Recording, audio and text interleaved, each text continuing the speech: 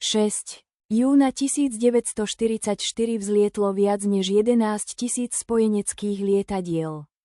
Približne 4 000 stíhačiek, Spitfire, Mustang, Thunderbolt, vyše 3 000 bombardérov, BE-17, Lancaster, BE-24, takmer 2000 transportných lietadiel s výsadkármi a viac než 1000 klzákov bez motora.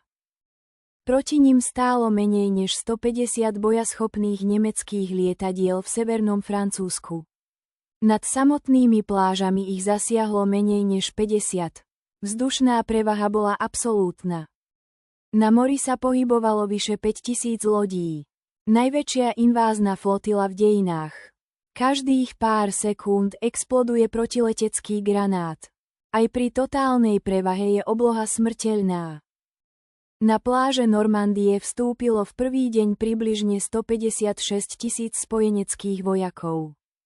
Počas prvých 24 hodín utrpeli približne 10 000 obetí, zabití, zranení, nezvestní.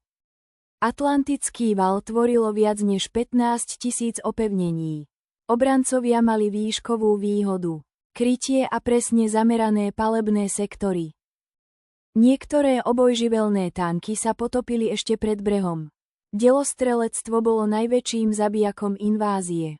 Jediný presný zásah dokázal zničiť celý výsadkový čln. Nemecké obrnené divízie čakali na rozkazy. Oneskorenia v komunikácii a spojenecká nadvláda vo vzduchu spomalili ich reakciu.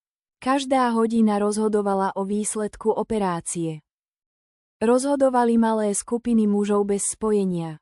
Ak sa útesy neprelomia, pláže sa zmenia na masový hrob. Do konca augusta 1944 prešlo cez Normandiu viac než 2 milióny spojeneckých vojakov.